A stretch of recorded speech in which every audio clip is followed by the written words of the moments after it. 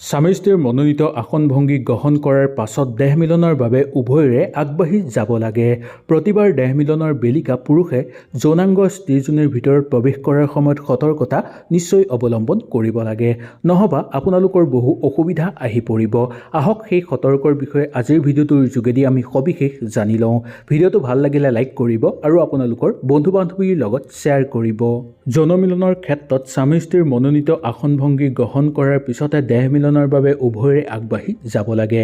প্ৰতিবাৰ দেহ মিলনৰ বেলিকা পুৰুষে যৌনাংগ স্ত্ৰীজনীৰ ভিতৰত প্ৰৱেশ কৰাৰ সময়ত সতৰ্কতা যথেষ্ট অৱলম্বন কৰিব লাগে। যৌনাংগ স্ত্ৰীজনীৰ ভিতৰত ভালদৰে প্ৰৱেশ নকৰালৈকে কেতিয়াও অংগচালনা কৰিব নালাগে।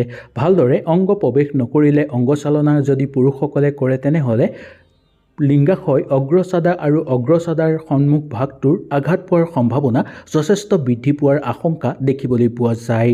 তেনেধৰণে স্ত্ৰীয়েও যোনিমুখ যোনিদাৰ আৰু ঊৰ্ধ্বমুখী অগ্ৰচাদাৰ লগতে মূত্ৰনলীটো আঘাত পোৱাৰ সম্ভাৱনা বেছি দেখিবলৈ পোৱা যায়। সেইকাৰণে আপোনালোকে বিশেষ সতৰ্কতা এই ক্ষেত্ৰত অৱলম্বন কৰিব। কষ্টসাধ্যৰে অংগ প্ৰৱেশ কৰিলে দাম্পত্য জীৱনত অশান্তি হোৱাৰ সম্ভাৱনা বহু বেছি দেখিবলৈ পোৱা যায়। অংগ প্ৰৱেশৰ বেলিকা পুৰুষৰ লগতে নাৰীয়েও সমানে সহযোগিতা কৰাটো আৱশ্যক। উভয়ৰে সহযোগিতাত অংগ প্ৰৱেশ কৰিলে অকণো বাধা পোৱা নাযায় বা অকণো কষ্ট পোৱা নাযায়।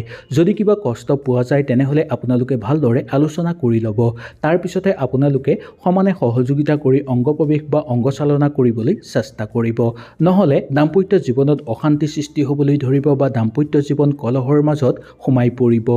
অংগ প্ৰৱেশৰ পিছতেই অংগচালনাৰ পৰ্ব আহি পৰে। সুন্দৰভাৱে পুৰুষাংগ স্ত্ৰীজনীত প্ৰৱেশ কৰাৰ পিছত প্ৰথমতেই খুব লাহে লাহে অংগচালনা কৰিব লাগে আৰু সময়ে সময়ে কিছু বিশ্ৰাম ল'ব লাগে। এবাৰ বা দুবাৰ বিশ্ৰাম লোৱাৰ পিছত আগতকৈ অকণমান সঘনাই অংগ প্ৰৱেশ চলাব লাগে। অংগচালনা কৰাৰ সময়তো কিছুমান কথাৰ প্ৰতি আমি লক্ষ্য ৰাখিব লাগিব। যদি এই কথাৰ প্ৰতি আমি লক্ষ্য নাৰাখোঁ তেনেহ'লে আমাৰ দাম্পত্য জীৱনত বহু অশান্তি আহি পৰিব আৰু কেতিয়াও আপোনালোকে মিলনৰ ক্ষেত্ৰত আনন্দ লাভ কৰিব নোৱাৰিব। অংগচালনা কৰাৰ সময়ত স্ত্ৰীয়ে কষ্ট পাইছেনে নাই তাৰ প্ৰতি আমি বিশেষকৈ লক্ষ্য ৰাখিব লাগিব। যদি কষ্ট পাইছে তেনেহ'লে খুব লাহে লাহে অংগচালনা কৰিব লাগিব। যদি আপোনালোকে তেনে নকৰে আৰু জোৰে জোৰে অংগচালনা কৰে তেনে ক্ষেত্ৰত স্ত্ৰীয়ে বহু কষ্ট পাব আৰু কেতিয়াও আপোনাৰ মিলনৰ কাৰণে তেওঁ সাজু নহ'ব পিছৰ ক্ষেত্ৰলৈ। পত্নীয়ে পুৰুষৰ লগত সমানে সহযোগিতা কৰিছেনে নাই তাৰ প্ৰতিও আমি লক্ষ্য ৰাখিব লাগিব। যদি কৰা নাই তেনেহ'লে বুজিব লাগিব যে মহিলাগৰাকীয়ে কষ্ট পাইছে নাই বা লাজতে তেওঁ পুৰুষৰ লগত সমানে সহযোগিতা কৰিব পৰা নাই। মধুৰ বাক্যলাভৰ জৰিয়তে পুৰুষে নাৰীৰ মন বুজি ল'বলৈ দৰকাৰ হ'ব আৰু মন জয় কৰিবলৈ আপোনালোকে চেষ্টা কৰিব। নাৰীয়ে যদি কষ্ট পাইছে তেনেহ'লে আপোনালোকে খুব লাহে লাহে অংগ প্ৰৱেশ কৰিব নাই বা অকণমান আপোনালোকে জিৰণি ল'ব। লাজ কৰিলে আপোনালোকে সুমধুৰ বাক্যলাভেৰে নাৰীৰ মন জয় কৰিবলৈ চেষ্টা কৰিব আৰু সহযোগিতা কৰিবলৈ উদগনি জনাব।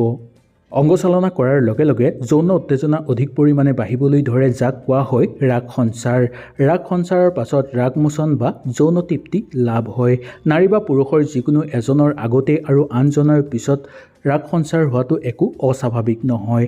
ৰাগ সঞ্চাৰ ৰাগ বৃদ্ধি বা যৌন তৃপ্তি বৃদ্ধি পোৱা বা যৌন উত্তেজনা বৃদ্ধি পোৱা আৰু ৰাগমোচন হোৱাৰ দুয়োৰে সমানে সহযোগিতা কৰিব লাগে আৰু দুয়োৰে যাতে সমানে দাম্পত্যে সহযোগিতা কৰি প্ৰতিজনে যাতে যত্ন লয় তাৰ প্ৰতি লক্ষ্য ৰাখিব লাগে। এনে কৰিলে উভয়ৰে তৃপ্তি লাভ কৰিব পাৰিব, অন্যথা এজনে তৃপ্তি লাভ কৰিব আনজনৰ বিষাদৰ কাৰণ হৈও পৰিব পাৰে। এনে ক্ষেত্ৰত কেতিয়াবা দেখিবলৈ পোৱা যায় যে দাম্পত্য জীৱন বিচ্ছেদো হৈ পৰে। পুৰুষতকৈ নাৰীৰ ৰাগ মোচনত বেছি সময় লাগে। গতিকে কামকলাৰ জৰিয়তে নাৰীৰ ৰাগ সঞ্চাৰ কৰি ৰাগ বৃদ্ধি কৰি ৰাগ মোচন কৰিবলৈ পুৰুষে বেছি সচেতনতা অৱলম্বন কৰিব লাগে। যৌন উত্তেজনাক আলাপ আলোচনা, চুম্বন, স্তনদম্বন, নিতচম্বন আৰু যোনিত স্পৰ্শ কৰাৰ আদিৰে নাৰীক ৰাগ সঞ্চাৰ আৰু ৰাগ বৃদ্ধি ঘটাবলৈ চেষ্টা কৰিব পাৰি। তেনে কাৰ্যত পুৰুষৰো ৰাগ বৃদ্ধি ঘটিবলৈ ধৰে। কামক্ৰিয়াৰ বিভিন্ন কৌশল প্ৰয়োগ কৰি নাৰীৰ সৰ্বপ্ৰকাৰে ৰাগ বৃদ্ধি কৰাৰ পিছতহে অংগ প্ৰৱেশ কৰিব লাগে আৰু অংগ প্ৰৱেশ কৰিলে এনেধৰণে কৰিলেহে সকলো পুৰুষে নাৰীক যৌন তৃপ্তি দিব পাৰিব।